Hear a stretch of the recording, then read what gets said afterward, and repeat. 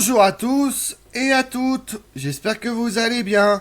Aujourd'hui on s'intéresse au dernier héros de l'Écosse indépendante. Arrière-petit-fils de Charles Ier d'Angleterre, Charles Édouard Stuart, abandonné de tous à moins de 25 ans, tentera toute sa vie de reconquérir son royaume. Son épopée tragique marque le crépuscule de l'Écosse indépendante, mais contribuera à fournir à l'image celtique un pan important de sa mémoire et l'un des ferments de son identité. Surnommé Bonnie Prince Charlie, le jeune prince se lance alors dans une quête jalonnée d'obstacles qui le conduira jusqu'aux terres écossaises de ses ancêtres. Vous voulez en savoir plus sur l'aventure de Charles Édouard Stuart? Venez avec moi. Figure romanesque, passée à la postérité sous le nom de Bonnie, le beau prince Charlie. Charles Édouard Stuart est l'homme d'une époque malheureuse, le dernier soulèvement jacobite d'Écosse contre le pouvoir britannique en 1745-1746. Fils aîné de Jacques-François Édouard Stuart, petit-fils du roi d'Angleterre et d'Écosse, Jacques II Stuart, chassé par la glorieuse révolution de 1688. Il naît à Rome en 1720. Son enfance est celle d'un exilé sur les épaules duquel reposent les espoirs d'une restauration de la branche aînée des Stuart.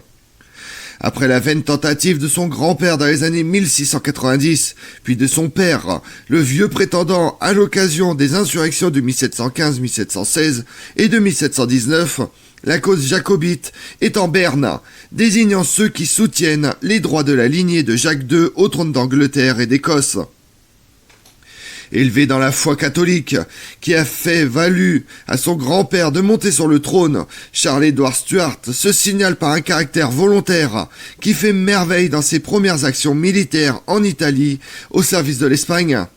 Partout dans la diaspora jacobite d'Europe, l'espoir renaît d'un nouveau champion pour sa cause. C'est alors, au milieu de la Seconde Guerre de 100 ans, commencée par la guerre de la Ligue d'Augsbourg en 1688 et achevée en 1815 sur la plaine de Waterloo, que frappe le destin. La guerre de succession d'Autriche 1740-1748 relance les hostilités interrompues pendant 30 ans entre la France et l'Angleterre. Dans ce conflit, la première cherche une victoire rapide grâce à une invasion surprise de la seconde. Un groupe de seigneurs écossais, du douteux Lord Lovat au respecté Donald Cameron de Lochiel, propose à Louis XV une insurrection en Écosse, si le monarque français y envoie des hommes. Apprenant le projet, Charles Édouard Stuart accourt de Rome et passe en France au début de 1744 pour prêter main forte. Son arrivée à Dunkerque, le 25 février, ne sert à rien. Une tempête annihile tout projet de débarquement. Le jeune Charles Édouard Stuart, dernier rejeton de tant de rois et de tant d'infortunés, comme le disait Voltaire, va essayer de mettre un terme à la fatalité qui depuis 300 ans s'est abattue sur sa maison. Dans une ultime tentative pour chasser l'usurpateur des 3 royaumes de Grande-Bretagne, depuis 1 an, la famille occupe cette demeure située au cœur de Rome, surnommée parfois le palais Stuart. Elle est gracieusement louée pour eux par la chambre apostolique. Les Stuarts sont en effet exilés en Italie depuis que le grand-père de Charles Édouard Stuart, James II d'Angleterre et d'Écosse, a été chassé du trône en 1688 lors de la glorieuse Révolution. Leurs partisans, les Jacobites, soutiennent le retour au pouvoir de la dynastie catholique des Stuarts. Mais cet usurpateur a été appelé par ses propres sujets contre la réputation d'absolutisme des Stuarts.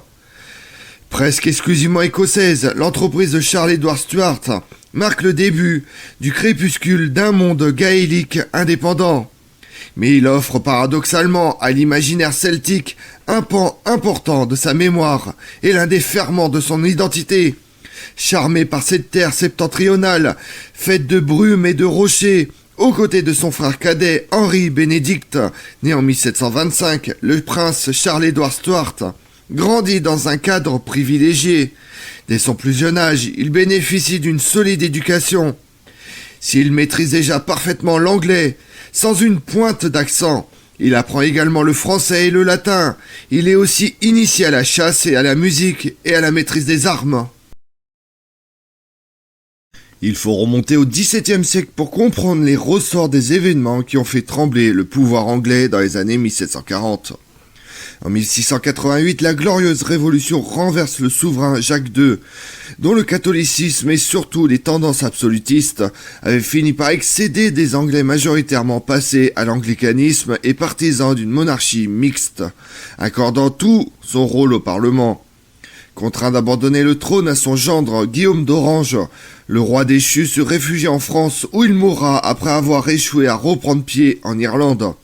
Son fils, le vieux prétendant, reconnu par Louis XIV comme James III, tentera à son tour, mais sans succès, de récupérer son trône en 1708, en 1715 et en 1719. Mais il comprend que si les monarques catholiques le reconnaissaient roi dans les faits, tous s'accommodent de la nouvelle dynastie britannique de Hanovre. Il se retire à Rome, et c'est là que son épouse, la princesse catholique polonaise Clémentine Sobieska, petite fille de Jean III de Sobieski, roi de Pologne, lui donne un héritier en 1720. En 1745, le sort du prétendant aux 3 couronnes d'Angleterre, d'Écosse et d'Irlande se joue en partie en Bretagne, avec de nombreux exilés irlandais, qui doit appuyer la révolte jacobite. Antoine Walsh, membre influent de la communauté irlandaise de Nantes, qui a mis sa fortune au service de la cause jacobite. La mort de l'empereur Charles VI le 20 octobre 1740 ravive les tensions entre catholiques et protestants. L'idée qui germe depuis quelque temps dans la tête de Charles-Édouard Stuart se fait alors de plus en plus tenace. En effet, le prince, surnommé le jeune prétendant, est décidé à récupérer le trône qui revient à son père. Pour Charles-Édouard Stuart, le roi George II, issu de la dynastie des Hanovre, usurpe le pouvoir. 3 ans plus tard, James Francis Edward Stuart fait de son fils le prince régent. Ce dernier peut ainsi agir au nom de son père. En 1744, Charles-Édouard Stuart prend la direction de la France, espérant rallier un peu plus à la cause de la maison Stuart en vue d'obtenir des troupes pour envahir l'Angleterre et ainsi réinstaller sa famille sur le trône. En dépit de ses attentes quelque peu ambitieuses, le jeune homme parvient à obtenir une flotte française. Mais entre une forte houle et un ciel déchaîné, les éléments ne sont pas de son côté, et Charles-Édouard Stuart connaît cette année-là son premier échec majeur. L'aventure de Charles-Édouard Stuart débute le 9 janvier 1743, quand il quitte sa résidence de Rome. La vieille famille royale écossaise compte encore nombre de partisans dans les Highlands. Depuis l'acte d'union de 1707, la situation est loin d'être apaisée. Même si dans les Lowlands, les jacobites sont minoritaires, tout particulièrement à Édimbourg et à Glasgow, où la bourgeoisie marchande profite de l'expansion commerciale britannique. De leur côté, en choisissant un souverain de confession catholique, les Irlandais espèrent sortir de la marginalité où les ont plongés les Anglais. Conscient de l'opportunité qui s'offre à lui, Charles-Édouard Stuart s'échappe au début de l'année 1744 durant une partie de chasse dans la campagne romaine pour rejoindre Paris, au terme d'une chevauchée rocambolesque. Louis XV refuse de recevoir cet hôte gênant, qui se fait appeler le baron Ronfrid ou encore le chevalier Douglas pour tromper les espions de Londres. Mais en dépit des réticences de certains ministres, une flotte est rassemblée à Dunkerque et s'apprête à traverser la Manche. Elle doit conduire les soldats que les jacobites anglais attendent comme condition préalable à tout soulèvement général. Une tempête réduit à néant le projet de débarquement. C'est finalement par l'intermédiaire de jacobites irlandais que Charles-Édouard Stuart entre en contact avec des armateurs nantais qui l'aident à monter une expédition privée qui ne reçoit ni le soutien du roi ni l'aide du prétendant. Si le dernier des Stuarts bénéficie de la bienveillance mesurée de Louis XV, accaparé par la guerre de succession d'Autriche et de l'or espagnol, il doit surtout compter sur ses partisans pour armer et financer son expédition. Pour l'historien James McCartney, il s'agit d'une entreprise privée à l'insu des pouvoirs publics. Dans une société britannique démilitarisée, seuls les clans écossais gardent un potentiel militaire autonome. En Bretagne, les jacobites s'activent avec des réunions au manoir de la Plaisancière, qui appartient à l'armateur Guillaume Groux, ce dernier très lié au clan irlandais, ayant épousé en 1740 Anne O'Shield, fille aînée de Luc O'Shield, troisième fortune irlandaise de Nantes. Au début du mois de juin 1745, en compagnie de ses fidèles, Charles-Édouard Stuart quitte Paris Arrivé en Bretagne, le prince rencontre ses partisans au cours d'une réunion secrète où sont réglés les derniers préparatifs de départ. Parmi ces 7 partisans arrivés discrètement par Saint-Nazaire, on compte 2 Écossais, fins connaisseurs des routes maritimes menant aux îles Hébrides. Le 23 juillet, après de multiples péripéties, le prince débarque sur l'île Ereke, dans les Hébrides extérieures. Au fil des semaines, l'armée jacobite grossit. Le 19 août, l'étendard royal est hissé devant 3000 Highlanders. Le 23 septembre, contre toute attente, les jacobites écrasent l'armée de George II à Prestonpans. Dès le mois de septembre, l'armée jacobite s'empare d'Édimbourg avant d'enfoncer les lignes hanovriennes par une folle charge des Highlanders. Ces premiers succès poussent Louis XV à reconsidérer avec intérêt l'entreprise de Charles-Édouard Stuart, qu'il s'engage à soutenir dans le traité de Fontainebleau, sans pour autant aborder la question précise de la restauration des Stuarts. Mais c'est au sein même de l'armée jacobite qu'apparaissent les premiers désaccords. George Murray voudrait assurer les positions en Écosse qui, loin d'être homogène, n'est pas entièrement acquise. De profondes différences séparent les Highlanders et tous les jacobites ne sont pas prêts à hasarder leur vie et leur fortune sur des espérances incertaines. Ils aimeraient par ailleurs se contenter de l'indépendance de l'Écosse. Charles-Édouard Stuart a en effet promis de revenir sur l'acte d'union de 1707. Mais le prince ne semble penser qu'à Londres, sur lequel il voudrait déjà fondre, convaincu de l'infaillibilité offensive de ces quelques Écossais. Sa terre ancestrale n'est qu'une étape, un point d'appui dans le dispositif de reconquête plus vaste qui englobe tout l'héritage auquel il peut prétendre. Il finit de justesse par emporter l'adhésion de ses partisans, en les assurant de l'imminence d'un débarquement français en Angleterre. La descente vers le sud peut donc continuer. Les jacobites avancent vite, sans jamais se faire intercepter par les troupes anglaises, désemparées par la rapidité de leur progression. Mais à 200 km de Londres, à Derby, alors qu'aucun débarquement français ne vient confirmer les promesses du prince, les chefs de clan refusent de pénétrer plus loin en Angleterre, alors qu'Édimbourg a déjà été reprise par l'ennemi. Humilié par les siens, abandonné par les Français, Charles-Édouard Stuart est bien obligé de faire marche arrière vers l'Écosse. Les jacobites ne sont pas inquiétés dans leur retraite vers le nord et remportent même encore la bataille de Falkirk. Mais c'était sans compter la prise en main par le duc de Cumberland, le fils même du roi de la petite armée hanovrienne, et son arrivée aux abords d'Ivreners, où stationnent un temps les rebelles. Conscients du rapport de force défavorable, certains préconisent un repli dans la montagne. Mais Charles-Édouard Stuart opte pour l'affrontement immédiat à Culloden.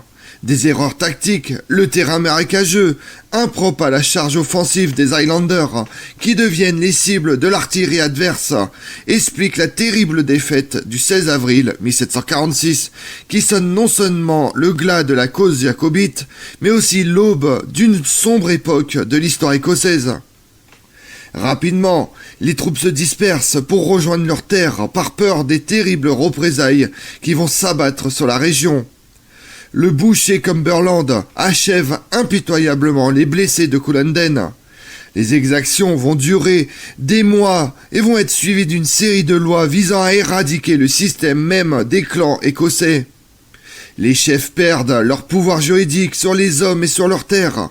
Les armes sont confisquées, le port du tartan est interdit, la cornemuse bannie. Quant à Charles-Édouard Stuart, il a été extrait de force du champ de bataille par ses plus proches compagnons. C'est le début d'une cavale de 5 mois en Haute-Écosse. Sa tête est mise à prix, mais le sens de l'honneur des clans le protège. Caché dans les îles les plus inabordables, dans des grottes, il parvient toujours à s'échapper dans des conditions les plus extravagantes. C'est ainsi déguisé en servante qu'il glisse entre les mains de ses poursuivants, grâce à l'héroïque Flora MacDonald. Cette vie aventureuse se termine en septembre 1746, lorsque Charles-Édouard Stuart parvient à s'embarquer pour la France, convaincu que le roi Louis XV a désormais une faute à réparer. Sous couvert d'un anonymat dont personne n'est dupe, il devient la coqueluche de la cour qui ne tarde pas à lire avec enthousiasme le récit de ses aventures, qu'il n'hésite pas à embellir.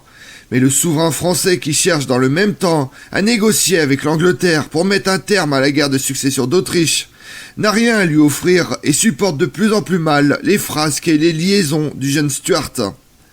Alors que le traité d'Aix-la-Chapelle de 1748 garantit les couronnes de Grande-Bretagne au Hanovre et que la France se voit interdire d'accueillir sur son territoire l'héritier Stuart, le prince refuse obstinément les offres de pension à l'étranger ou de mariage du roi de France.